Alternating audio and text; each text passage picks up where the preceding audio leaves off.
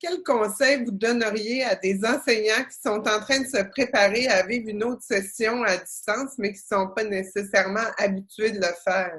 Ben moi, je dirais d'être vraiment flexible sur ce que les enseignants vont demander aux étudiants, puis les dates de remise, etc. Parce que chaque étudiant a une situation différente. À la maison, c'est beaucoup plus difficile. Il y a des étudiants aussi qui travaillent dans les services essentiels, donc qui sont beaucoup plus sollicités au travail. Des étudiants avec du stress, des troubles d'apprentissage et tout. Fait que moi, je dirais vraiment de s'adapter à chacune des situations, puis vraiment d'être indulgent. Moi, ma suggestion, je dirais, ça serait de garder ça simple. Je veux dire, comme quelque chose que j'avais pas trop aimé, c'est que des fois, j'avais un prof qui postait une vidéo sur Moodle, l'autre prof postait des vidéos sur YouTube. Là, j'avais des cours sur la plateforme en ligne de Concordia. Fait que ça venait de mélanger, à un moment donné, d'avoir toutes les différentes plateformes à suivre. C'est sûr que ça serait plus facile si on pouvait avoir comme une plateforme pour toutes, là. Fait que si les profs pouvaient comme s'arranger pour faire ça, ça serait pratique, là. Vraiment se mettre à notre place, à penser à toutes les situations qu'on peut avoir à la maison, comme si je pense à mon frère qui a des grosses difficultés d'apprentissage. Bien, pour lui, à distance, c'est encore plus difficile que présentiel. Aussi, il y a des gens qui vivent qui vivent beaucoup de violence conjugale à la maison, des trucs comme ça. Donc, tu sais, penser à toutes les situations, parce que des fois, j'ai l'impression que les profs, ils comprennent pas, puis ils nous rajoutent dans le fond du travail parce qu'ils pensent qu'on est chez nous puis qu'on fait juste ça étudier. Mais non, c'est pas vrai. On a une vie familiale, on a comme eux, dans le fond, on a la même chose que eux. Fait que ça serait vraiment de se mettre à notre place. Ouais, moi, dans le fond, c'était un peu dans le même ordre d'idée. Moi, c'était de rester à l'écoute des étudiants parce que, tu sais, ils ont beau s'imaginer toutes les situations possibles, je pense qu'ils pourront jamais toutes les envisager. Donc, tu sais, justement, en début de session, ça va être beaucoup d'adaptation, d'écouter leurs élèves, puis aussi pas de penser nécessairement après ça que, mettons, leur plan de cours va être fidèle à ce qu'ils avaient pensé, puis justement de rester flexible à toute modification. Moi, mon conseil est vraiment général, mais il est vraiment important, je trouve. Puis ça reste aussi autant aux étudiants qu'aux enseignants. Puis pour moi, ce serait vraiment la compassion, parce que j'ai l'impression que c'est pas facile pour qui que ce soit, je pense, en ce moment, de faire comme de la formation à distance, c'est autant pour les enseignants que pour les étudiants. Mais je trouve qu'avec un peu de compassion, puis comprendre justement la situation de l'autre, je pense qu'on peut vraiment bien avancer, puis être ouvert justement comme à la critique ou à la critique constructive, c'est-à-dire pour vraiment avancer, puis qu'on puisse avancer là-dedans ensemble. Je pense que c'est vraiment important. Moi, ça serait, comme on l'a dit plusieurs fois, mais de favoriser le contenu, soit audio ou vidéo. Ça donne vraiment l'impression qu'on est plus en classe puis que on peut comme plus parler avec le prof que d'avoir, mettons, juste le prof qui nous envoie des documents à l'écrit puis qu'on fait juste discuter par Mio. C'est vraiment le fun, c'est ça, d'avoir des PowerPoint avec la narration ou juste, mettons, une vidéo sur YouTube du prof qui explique les travaux qui vont être à faire. J'en ai plusieurs profs qui ont fait ça, puis j'aime vraiment ça. Fait que moi, ça serait ça ma recommandation. Ben moi aussi, juste de communiquer avec ses élèves, d'offrir des périodes de disponibilité pour parler en FaceTime, en Zoom, peu importe, et de juste d'épauler les élèves puis d'être là pour eux. Moi, ce serait de faire ça simple, de pas trop...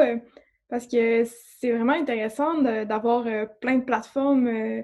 On peut faire plein de choses en étant en ligne qu'on ne pourrait pas nécessairement faire quand on n'est pas en ligne. Mais faut pas trop s'emballer non plus. Je pense que c'est correct aussi de garder ça simple, puis c'est ça, là, de garder ça simple, puis ça va être tout aussi intéressant, puis de privilégier le contact aussi, là, comme l'ont dit plusieurs personnes avant moi. Ben, je pense que ça revient sur ce que beaucoup ont dit jusqu'à date. Puis c'est surtout pour les profs entre eux, mais de communiquer pour s'assurer que ce ne soit pas 250 plateformes qui sont utilisées pour chaque étudiant, surtout quand il y a une grande diversité de cours de différentes sphères.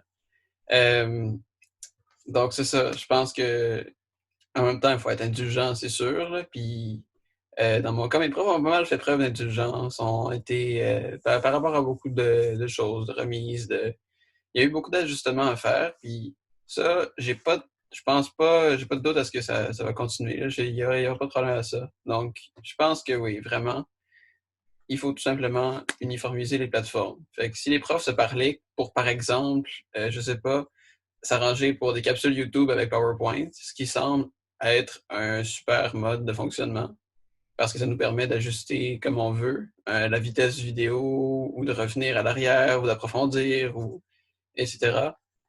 Je pense que ça pourrait être un bon mode d'apprentissage pour tout le monde, puis ce serait pas trop compliqué. Moi, c'est un peu aussi dans le même entité que Florence, là. Mais je pense que parcours, c'est un peu normal qu'on utilise des plateformes différentes parce que c'est pas tous les enseignants, selon leur matière, qui ont besoin des mêmes outils. Mais par enseignant, je leur conseillerais de privilégier vraiment une plateforme ou genre 2 maximum parce que si je compare les différents cours que j'ai eus, là, c'est ceux qui utilisaient vraiment une méthode ou une plateforme qui m'ont le plus été facile à suivre, je dirais. Je sais pas comment dire. J'ai un exemple. J'ai pas deux recommandations, mais j'ai un exemple. Et un prof, entre autres, qui nous envoyait un guide d'études, des devoirs sur mon lab Excel. On avait aussi un drive qu'il fallait suivre pour savoir la planification du cours. Puis il a un peu délaissé les milieux traditionnels. Puis on n'avait pas vraiment de... Il utilisait aussi beaucoup Teams et j'avais vraiment de la misère à suivre ce cours-là. Mais par cours, c'est correct de m'organiser sur différentes plateformes parce qu'ils sont séparés, mais dans un cours, je pense que c'est vraiment important que le prof, sa méthode d'enseignement soit claire, soit constante, puis qu'on puisse suivre ça plus... Je dirais pour les profs qui choisissent de faire des cours soit par PowerPoint avec la voix enregistrée, par des capsules YouTube, des choses comme ça, où l'élève peut pas interagir directement avec le prof, de quand même mettre des plages horaires disponibles où, par exemple, les élèves peuvent parler au prof par Zoom ou d'autres manières que par courriel, parce que parfois, c'est dur de vraiment écrire dans un milieu là, de 6 lignes qu'est-ce qu'on comprend dans la matière, fait que de se rendre disponible même si la vie continue tout ça. Là. Personnellement, ce que je suggérerais, ce serait de donner plus de travaux notés individuellement. J'ai trouvé qu'en ayant beaucoup de travaux d'équipe, ça venait un peu plus difficile de coordonner le tout. Puis en ayant des notes plus individuelles qu'en équipe, ça permet aux gens qui s'investissent dans leurs études puis qui travaillent réellement fort de bénéficier, dans le fond, des notes qui leur sont propres et non de celles de leurs coéquipiers. Donc, personnellement, moi, c'est pourquoi j'opterais. Puis, en ayant aussi des travaux, ce ne sont pas des examens. Puis, je trouvais que pendant les examens, j'ai vu de mes propres yeux beaucoup de cas de plagiat. Puis, je trouvais ça un peu dommage pour les gens qui s'étaient investis dans leurs études et qui avaient vraiment mis des efforts pour pouvoir performer parce que ça leur a pas permis de se démarquer des autres dans les examens finaux. De mon côté, juste mise en contexte, moi, je suis le genre de personne qui est incapable de regarder un cours en ligne. On a des professeurs, par exemple, qui vont présenter le cours, on va les entendre parler. Parfois, même si on est chanceux, on va les voir pendant qu'ils passent la matière slide par slide. Moi, non, je suis pas capable. Mais je vais trouver ça beaucoup plus agréable si le professeur est dynamique, s'il interagit beaucoup avec son auditoire, finalement.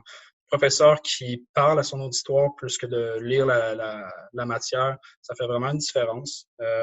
J'ajouterais aussi être flexible pour enchérir sur ce que Charlotte a dit, de passer de des travaux d'équipe, comme c'est beaucoup le cas à l'École polytechnique, à des travaux plus individuels. Ça peut aider certaines personnes, comme par exemple Charlotte et moi-même, je me placerai dans cette situation.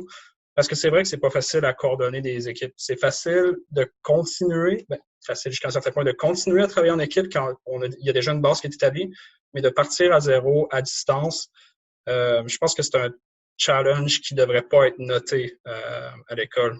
Dans ce secteur du travail peut-être, mais au niveau scolaire, pas du tout, ça l'aide pas du tout. Être disponible aussi, c'est extrêmement important. Le plus de matière, le plus l'information est passée, le mieux c'est. D'être capable de répondre aux questions qui vont être posées par rapport à cette matière-là, cette information-là, c'est primordial. Si un est fait sans l'autre, je vois pas comment est-ce qu'il pourrait y avoir autant de succès qu'est-ce qu'il est désiré. Puis ça fait pas mal le tour pour moi. Moi, je dirais que il faudrait que les profs s'assurent qu'il y ait que l'information soit claire dans leur tête. Comme ça, elle soit claire dans la nôtre, parce que des fois, j'avais l'impression que les profs, ils savaient pas vraiment où est-ce qu'ils s'en allaient, puis là, nous, on savait pas non plus où est-ce qu'on s'en allait. Puis une fois qu'ils ont trouvé toute l'information qu'ils veulent nous donner, que y a un endroit spécifique qu'on peut la trouver, parce que des fois, je n'étais pas capable de la trouver.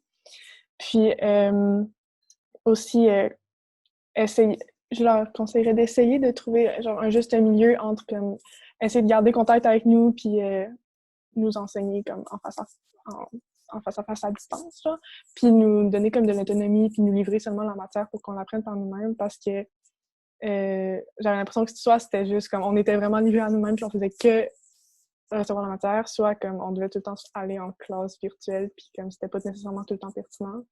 Fait que d'essayer de comme faire un milieu pour comme qu'on garde un contact avec les gens, mais que on puisse faire nos affaires par nous-mêmes. Je dirais justement avoir un endroit où on peut retrouver toute l'information. C'est vraiment aussi ce qui m'avait frappé, à quel point certains professeurs étaient éparpillés. C'est difficile, surtout à distance, quand le contact avec le professeur est limité, on peut quand même pas parler de vive voix forcément toujours. C'est toujours par mio, puis des fois, c'est un peu difficile de se comprendre. Fait avoir un endroit clair avec toute l'information, c'est vraiment la clé, je crois. Puis aussi, de mettre un calendrier. Justement, comme Fred vient de le dire, si l'information est claire dans leur tête, elle va être claire dans la nôtre. Mais justement, quelque chose que j'avais trouvé très pertinent, c'était le prof de littérature musicale. Justement, dans son Google Docs, il avait mis un calendrier au début avec toutes les échéances. Puis, je trouvais que c'était vraiment pertinent. Moi, l'affaire que je ferais comme conseil aux étudiants, aux enseignants, c'est vraiment le choix de plateforme, parce que j'ai eu la chance de voir vraiment plusieurs plateformes, Discord, Google Doc, Teams. Puis Teams, c'est une plateforme que j'ai particulièrement pas aimée, parce que c'est pas une plateforme que le monde utilise normalement. Je pense que les profs non plus n'utilisent pas ça normalement. Fait que si le prof il utilise pas ça normalement, puis ça lui demande un petit peu plus d'énergie pour se rendre à cette plateforme-là, l'élève aussi, ça va lui demander d'énergie pour se rendre là, puis ça peut un petit peu fermer les formations, comme reste pogné là, puis c'est pas ouvert. Comme un ton avec notre professeur de littérature musicale, parce que j'ai comme le même que les deux autres. C'est sur Google Doc, puis c'est plus ouvert. Tu pouvais faire autre chose sur Google Doc en même temps. C'est facile d'accès. Tu peux même pas besoin de te faire un compte, puis tu peux avoir accès à son plan. Puis c'est beaucoup de plateformes qui sont beaucoup plus ouvertes, comme ton YouTube, pour faire une capsule. C'est beaucoup mieux que Microsoft Stream, parce que Microsoft Stream, je savais même pas que ça existait. Puis YouTube, je pense que ça fait peut-être 5 ans que je sais que ça existe. Puis c'est comme faudrait vraiment prioriser les plateformes qui sont plus populaires, parce que puis un truc que je voudrais dire avec Discord, c'est vraiment un coup de cœur. Faut pas sous-estimer Discord, c'est une excellente plateforme pour l'enseignement en ligne.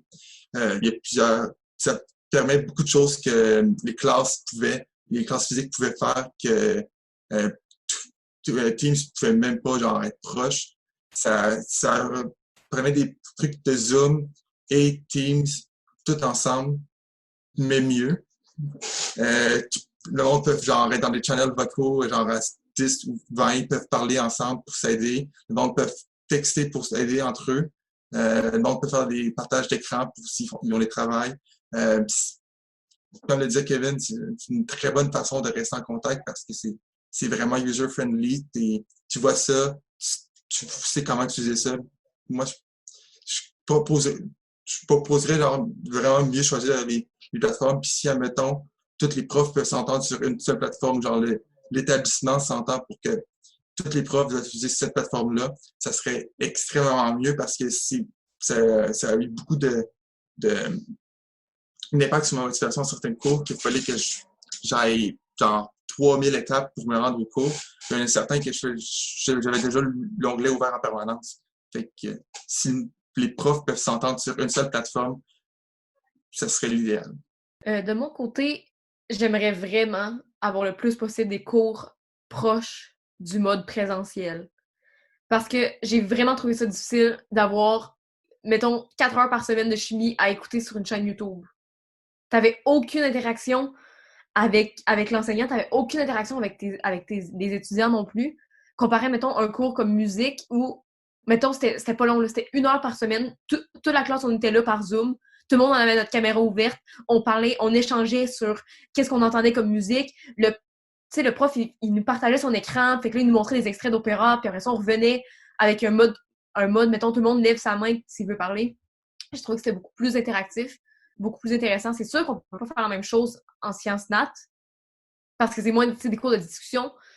Mais je dirais que ça, l'aspect de pouvoir poser une question et de pouvoir partir puis broder là-dessus, ou même pour les enseignants, d'avoir un feedback ou d'avoir comme une réception, ça semble beaucoup plus motivant.